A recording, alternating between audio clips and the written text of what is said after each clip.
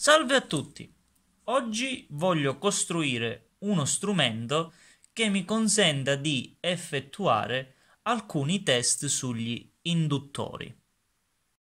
Un induttore, inteso come componente ideale, presenta tre principali caratteristiche, ovvero non ha resistenza serie, non ha fenomeni di saturazione e soprattutto il valore della sua induttanza è costante.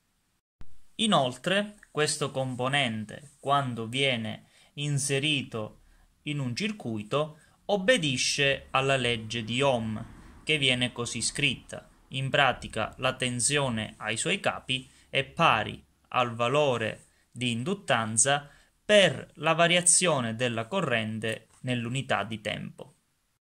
Quindi tutto quello che ho detto finora lo trovate scritto in qualsiasi libro di elettrotecnica di base. Ora, se così fosse, non ci sarebbe bisogno di testare gli induttori, in quanto ci basterebbe conoscere il valore di induttanza che si può banalmente misurare utilizzando ad esempio uno strumento come questo qui. Quindi lo andiamo a misurare, otteniamo il suo valore e quindi ci potremmo semplicemente accontentare. In realtà, quello che succede nella pratica è che il valore di induttanza che leggiamo con uno strumento come quello non è veritiero, in quanto quel valore che leggiamo si riferisce a un valore di induttanza al piccolo segnale di stimolazione dell'induttore. E quindi qual è il problema? Il problema è che quando questi induttori vengono utilizzati in applicazioni di potenza, vi è la necessità di svolgere delle analisi leggermente più accurate. Nello specifico abbiamo che questi induttori sono soggetti al fenomeno della saturazione e quindi esisterà un certo valore di corrente oltre il quale questi componenti non si comporteranno più come degli induttori. E inoltre vi è anche il problema che quando viene fatta passare una certa quantità di corrente all'interno dell'induttore, il suo valore di induttanza cambia rispetto a quello che noi leggiamo con lo strumento. E ovviamente più il valore di corrente sarà alto, più questa variazione sarà elevata. Oltre un certo valore di corrente poi si ha una variazione così elevata del suo valore di induttanza che si ritorna al caso della saturazione. Ora, esistono degli strumenti che consentono di effettuare questo tipo di misure, ma ovviamente sono molto costosi. Quindi quello che voglio fare è cercare di autocostruirmene uno, in modo da ottenere sia il valore esatto dell'induttanza dell'induttore che sto testando e sia misurare il livello di saturazione, quindi il valore di corrente oltre il quale questo induttore non funziona più. Il circuito che ho pensato di realizzare per effettuare queste misurazioni è davvero molto semplice ed è questo qui che è riportato sul foglio. E qual è l'idea su cui si basa? Andrò ad alimentare questo circuito che si compone dell'induttore che testiamo più una resistenza di valore noto. Un capo sarà collegato alla massa, mentre sull'altro farò commutare una tensione di valore noto. Quindi quello che succede è che l'induttore sarà soggetto a una tensione variabile.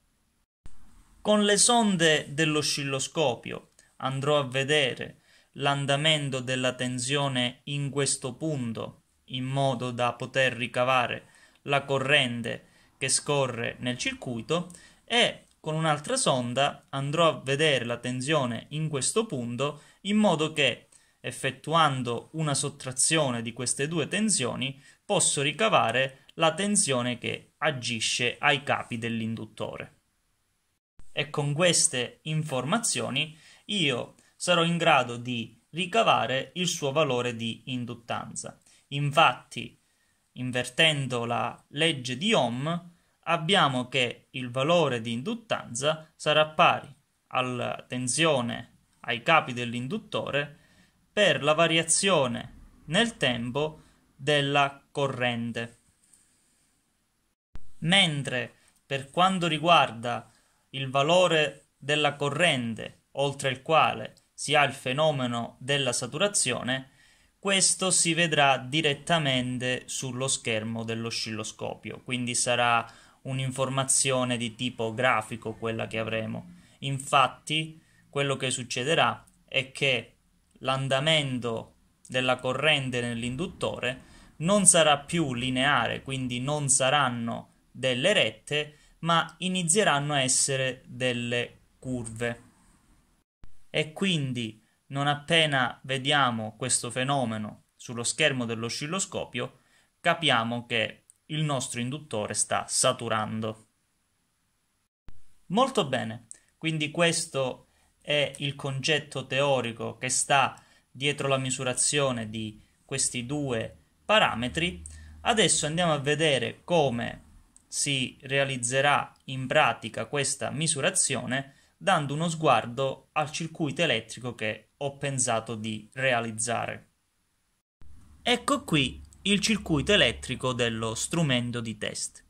Come potete notare, altro non è che un buck boost. Abbiamo quindi la sorgente di alimentazione del circuito che sarà a 12 volt, lo stadio di driver del MOS di potenza e in pratica verrà comandato attraverso una PWM che però arriva da un generatore esterno e che poi tramite dei connettori andrò a collegare al circuito. E qui abbiamo il circuito visto prima, quindi l'induttore da testare più la resistenza di valore noto. E la tensione variabile si ottiene attraverso la commutazione di questo MOSFET.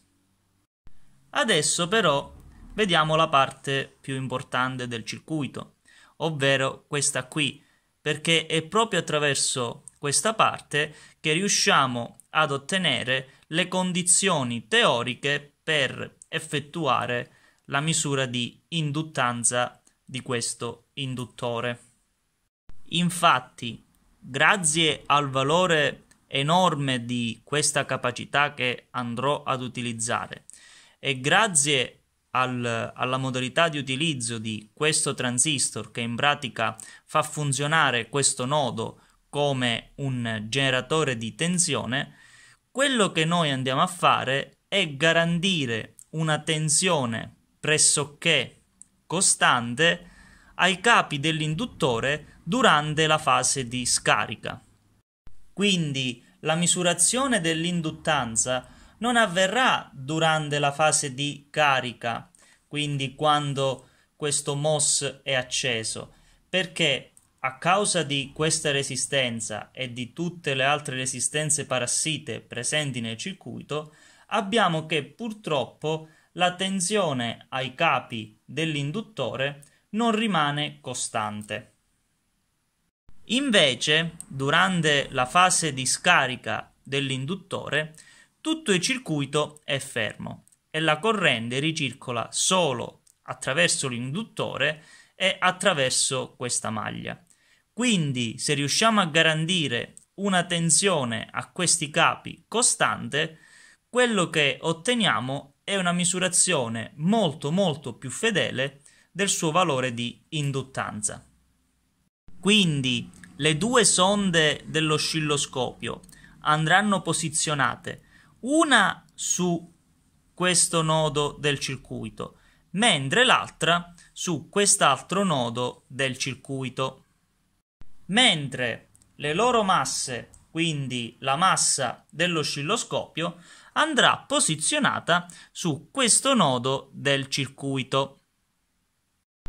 Molto bene, quindi questo è lo schematico dello strumento che ho intenzione di realizzare e adesso andiamo a vedere il layout sulla PCB.